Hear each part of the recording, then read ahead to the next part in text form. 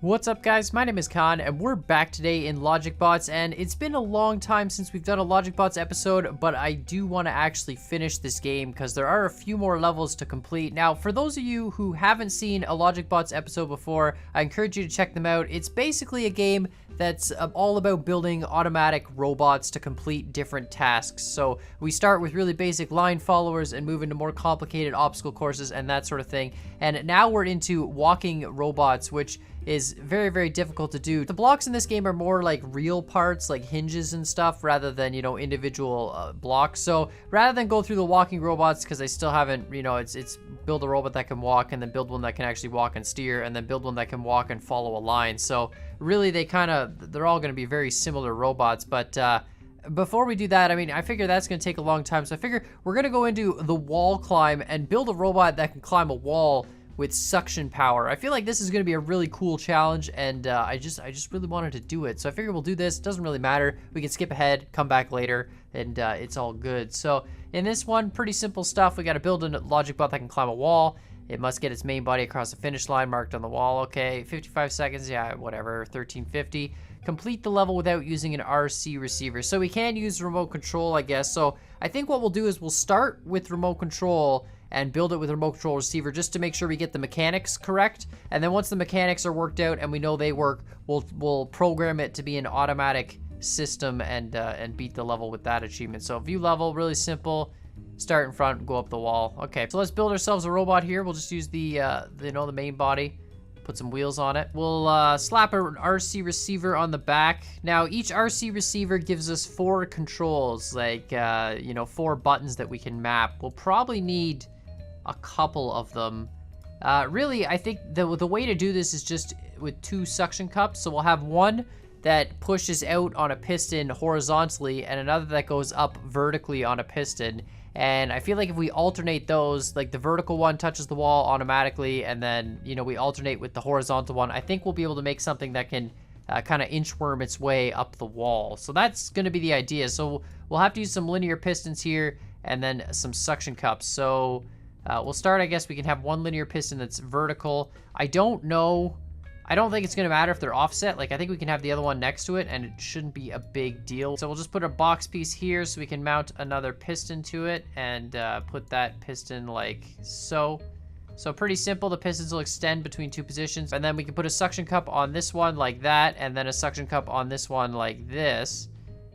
And I believe, yeah, so this suction cup will always be touching the wall, and then this one we can extend out to touch the wall. And hopefully with this setup, we can inchworm our way up the wall.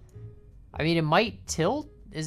I don't think they're gonna rotate. To set this up, you know what? Let's try it with just a switch for the motors, so the motors are both on all the time and the thing just goes straight forward towards the wall. I'm like, because automatically that's how we're gonna want it to work. The only thing that concerns me is, of course, if the vehicle kind of gets jammed up against the wall in a weird way and it does some weird stuff. But we'll put the RC receivers down here. 1 and 2, just like that, and we'll put our pistons. So we got a linear piston on the top, a suction cup on the top, like that. We'll put those next to each other. We'll put the bottom. Okay, so I mean, I guess 1, 2, 3, and 4 for the 4 number controls, and we'll just kind of input this and suction cup activate. Suction cup locked. That's interesting. That's an output, so it must give you an output when it's locked, so we can actually have the automatic system reply. We'll put a couple of LEDs on it. So we'll put one that's top and another one here, just like that, and this will be 1 and 2, good enough. And we can actually just have these activate when these get locked up. And we can use this as a pass-through signal as well, so we could keep this in the loop. We'll remove these afterwards though, because I guess we don't. You know what? Actually, let's just move this. So eventually, to automate it, I mean, really simply, all we're gonna have to do is sequence it. It's just gonna be a matter of what's the steps to completion. All right, so we don't actually need the second RC receiver. We'll delete that, and hopefully this will work. So we go towards the wall. So what if we press, okay, 1 is that. Okay, well, this is not good, because now, see, this is the concern, right? You know what, maybe we'll just put the back wheels as free wheels instead of powered. What if we do that? A little slower. There, that's better. Now you can see it's flush. Okay, so we can go 1 up, 2, so that's locked. And then we let go of 1. Oh, perfect. Okay, and then 3 is forward, and then 4 locks. And then, oh my god, I'm going to hit the wrong button. Okay, so 4 is locked there. Let go of 2. Okay, 1. Let go of 3. Okay, 2. Okay. Let go of 4. Okay, let go of 1. Oh, this is perfect. This is great. This is exactly... Okay, 4. Okay, okay. Oh my god, this is... Okay, we need a... that's getting a little bit... No, that's getting a little bit jammed. Why is it... Okay, you know what? That's fine. 2. Oh, I see. Oh, it's got to be because this has to be all the way out. That would make more sense. Okay, 3, and then... Now release 3. And then hit 2. Perfect, so that locks that one up. Okay, and then let go of 4. Right, and then let go of 1. Okay, this is not going to be 55 seconds. This is... So what's the sequence? So I think we can complete this whole thing in 4 steps just with these number combinations. Now, it's a few different combinations, so we'll have to do some sort of system, but I think we start with 3 and 4 extended, which we can do right off the bat. You can see it'll just ram into the wall and it activates, no problem, and then it gets stuck there. So 3 and 4 is extended is the first step. And at this point in time, 2 would also be extended from a carryover. So the 2 suction cup, we can hold that button down as well, but you can see it's not actually going to be attached to the wall. Then we would extend 1 and release 2 at the same time, so that would retract that suction cup. And then we would release 3 and activate 2. You can see, so now we strap that other suction cup on. And then while holding 2, we release 4 and we release 1. And then that brings us up. And then we repeat the cycle. So now you can see 2's activated, 3 and 4 activated, 1 activate, release 2. So like that. And then 3 release, activate 2. And then 4 release, 1 release. And you can see it brings us up. So there we go. We can actually climb the wall pretty consistently with just 4 simple steps. And I think if we program this, it'll actually be a million times faster than trying to do this by hand. I feel like the human error part of this is just going to be insane. So let's just set up a really simple, 4-step circuit, and we should be good to go. So we'll just set up a really easy circuit. So in order 1, 2, 3, and 4. So that's fantastic. And we'll just delete the RC part because we don't need that anymore. So this switch works fine. We'll just move this down a little bit further out of the way, and we'll just set up a really basic circuit. So we're going to start, I think the easiest way to do this was just with a counter. Counter starts at 0, and then when the counter increments through each individual number, like as it goes to the next step, you just add to the counter, and really simply, and then reset back to 0 when you get to that 4th step. So I think that's the easiest way to do it. We'll do a couple equals conditions here. Quadruple signal splitter, because unlike in Scrap Mechanic, we can't actually split the signals automatically, so that's kind of unfortunate. So here we go. We've got 4 conditions, and then we'll just do a couple of static values, and we'll just connect these all up. This is going to get a little bit messy, but it'll work out.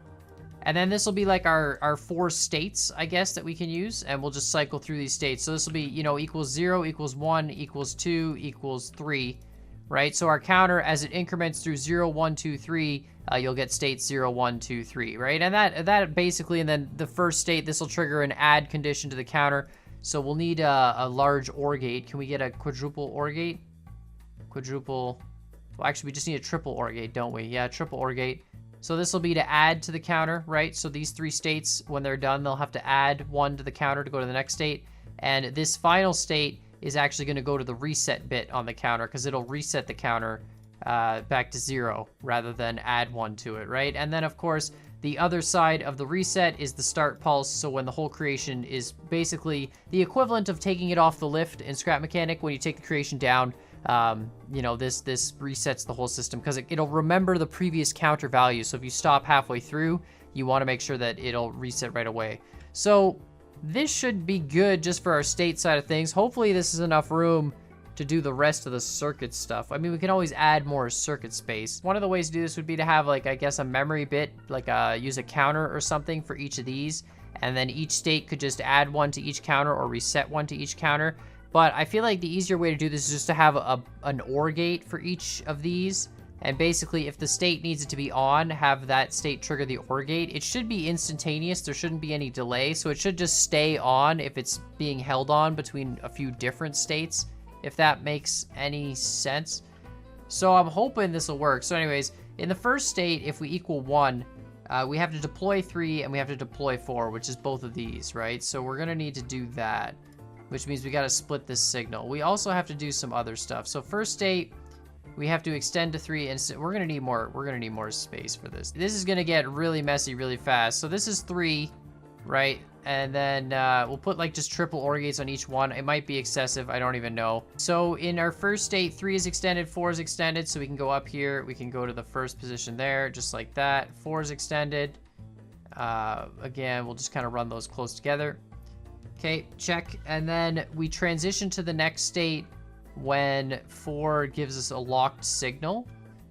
So when 4 gives us a locked signal, we can smash into that adder. Actually, that might not work. It might just keep incrementing it over and over again. You know what? Let's just test that real quick. Hopefully that sends a single pulse, but it might actually just increment it a million times, and then we're going to be completely screwed. So let's grab this. We'll send it all the way over here. I'm hoping that just sends a single pulse, but if the suction cup stays locked, it might send a continuous pulse, which might just keep adding to this number. And so what we'll do to check that is we'll just leave that like that for now, and we'll put a number monitor on this. This is just getting way too complicated. The initial creations in this game are really, really simple, but then you get into some really complicated stuff, and it just gets ridiculous. All right, so we'll go like that, number monitor. This will go to here, and we can just leave this up, you know.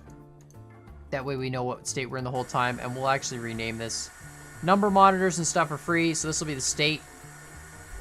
And so we're in state 0.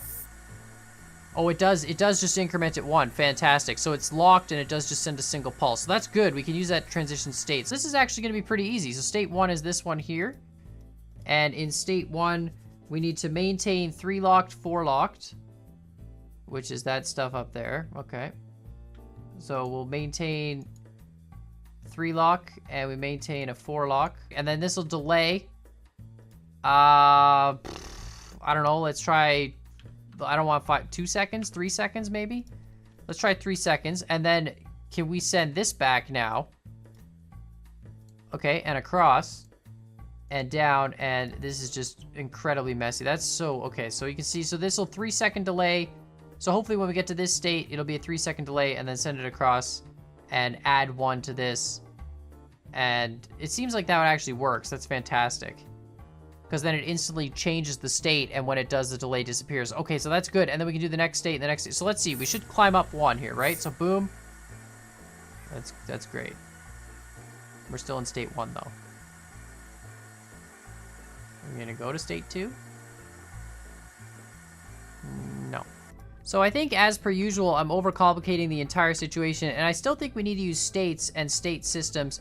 But I think instead of, you know, having some weird adding to the counter with some weird system, I think all we need to do is have the start pulse go through a delay loop, and have the delay loop ping the counter every, you know, every time at every interval of like 2 seconds or whatever. I think we can just time all the movements to be, you know, proper. So let's just move all this stuff over here a little bit so we have some room to put down some extra circuits. We'll still need the state system set up properly, but I think we can just, you know, quite literally take this start pulse, have it reset initially 100%, send it through a delay, and then send that delay into another delay, and then like split this, and not with a triple, maybe with just a double, and then just keep it looping basically. I'm not sure if this will really work, but like let's try it and see what happens, right? So we'll just go move this one over here, put an OR gate here. And hopefully we can just like, if this goes like let's say, you know, let's go 2 seconds, not 12. Let's go 2 seconds, and let's go 1 second. So we'll have 3 seconds between states. And this pulse goes to this OR gate, right? Which then goes to this, which then goes to a 2-second delay, which goes to the splitter, which then goes to here. Goes to here, which then goes to here. Back to the OR gate. So there's our loop, and then this would increment the adding. So we don't even, you know, we don't even need that other OR gate here. We can just go straight to the add cycle. And I'm not sure if this will work, but I mean, we should be able to just spawn it and see if it does it loop states every 3 seconds. There's 1, 2, Okay, so perfect. Right, so I don't even think we need to do anything weird with sensors. This will save us a ton of effort, a ton of time, and we can just adjust the timing. And then, oh yeah, that's right, when it gets to 5, that's a problem.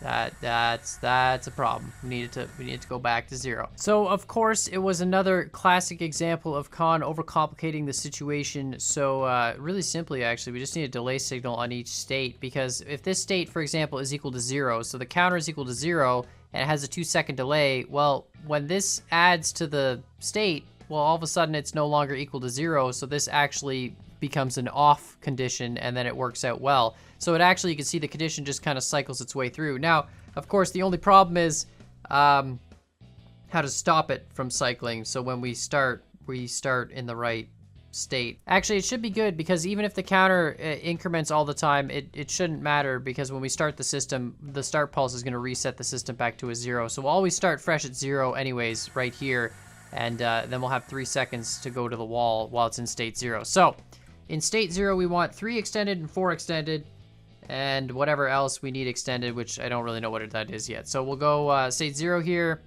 1.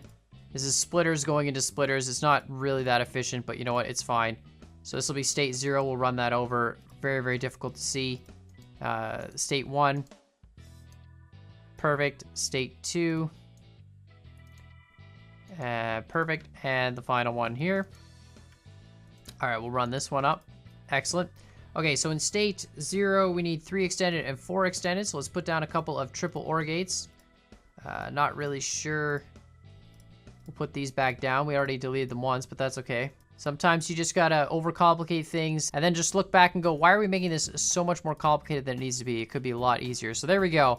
So in the first state, state 0, we need 3 and 4 both on, just like that. So 3 on, 4 on. And then in state 1, we still need to maintain 3 on, 4 on, plus maintain 1 on. So 3 on just like this, and 4 on, and then turn on 1. Turn on 1. There we go. Okay, and if we need more stuff on in this state, we'll have to put another splitter above it. That'll be fine. Okay, then in state 2, we need to remove 3, so that's fine. So it means 4 would still be on. We should probably put another OR gate here just in case we need it. So we'll just do OR gate into OR gate. Always good practice. There we go. So that maintains 4 on, so we need that. And we also need to retract 3, which is fine. We need to keep 1 on, right? And we need to keep 2 on. Okay, so there we go. So that's that state. And then in the final state, we need to keep 2 on. In the final state, 4 gets retracted, 1 gets retracted. Is it just 2 on? That doesn't make sense. Oh, 2 is the suction cup. Are we really just holding the 2 on in that state? Retracting 2 things? Okay, and then when we get to this state here, state 1, 2 is still on. So 2 is this guy. So 2 still on in state 1. Let's just, let's just move this out of the way here. There we go. Right? Does that make sense? 2 still on in state 1, and then 2 gets turned off in state 0, sorry, in state 1. Okay, this should work. It's a really janky puzzle. We don't actually need this. We can just go straight to this OR gate there. Okay. Should work. State 0. It's extended. It's on. State 1. State 1. Why are we not going to state 1 anymore? You were just cycling through the states. What happened? What possibly could have changed? Start reset 0, pass through to there, equals 0, correct. 3-second delay, correct. Why'd you not add? Do we need to just do that? Just trigger it, I guess. All right, state 0, state 1, perfect. State 2, perfect. State 3, oh my god, this is amazing. State 4, oh, is it working? Okay, and it stays. Okay, that's fine, that's fine. Oh my god, it's gonna work.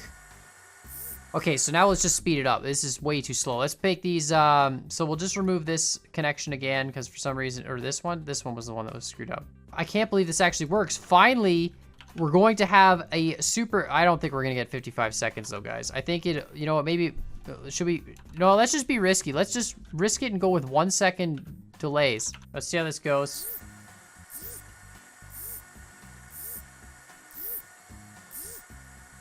Oh my god, it's actually able to do it. Are we gonna get a record here? Okay, here we go. 1 second. 1 second, sorry, per stage. I mean, it doesn't really climb big intervals. It kind of inchworms, but it's doing it. This is the most successful robot I think I've ever made in any game ever. I can't believe this is so cool. Oh, that's so good. Look at it go. It's amazing. 1 second timings. I always feel like it's gonna fall. I keep, every time I see this, I get this sort of anxiety, like, oh my god, this robot is going to fall off the wall. But this is amazing. It's working so well. We're definitely not gonna get the 55 seconds. I think if you want to do this in 55 seconds, you gotta make a robot that has maybe multiple pistons of reach. Same principle, but you know, can reach like 2 or 3 pistons high and get a lot more movement per individual thing. But this is great. Nice little automated robot. Really awesome, the stuff you can do with some simple binary logic. Of course, let me know what you guys think in the comments down below. In Scrap Mechanic, I'm not gonna lie, I think in Scrap Mechanic to make something like this would be just a little bit easier. I feel like with all the splitters and all the different gates, you have to use like the multi-OR gates and stuff. It gets a little bit more complicated, plus, you know, not having the same wiring capability, but really cool stuff. I still absolutely love this game, and I love how these robots are sort of more realistic to what the real life kind of thing would be. But of course, I encourage you guys, do check out this game on Steam. I think it's great if you're into those logic kind of puzzle games. This is just one of my favorite robots for sure. It's so cool to watch it go. And of course, not using that RC receiver, the biggest thing. So of course, we'll have to come back and do the walking robots at some point in time. We've also got the warehouse, which is great. Getting into some actual like forklift type stuff, which is really cool. Conveyor sorting stuff. And oh, apparently we do need to unlock a few more things to get this last level. So really excited to move on and do some other levels as well. But make sure, of course, you let me know what you think of this series in the comments down below. And while you're at it, hit that like button, hit that subscribe button. And as always, I hope you guys enjoyed this video, and we'll see y'all next time.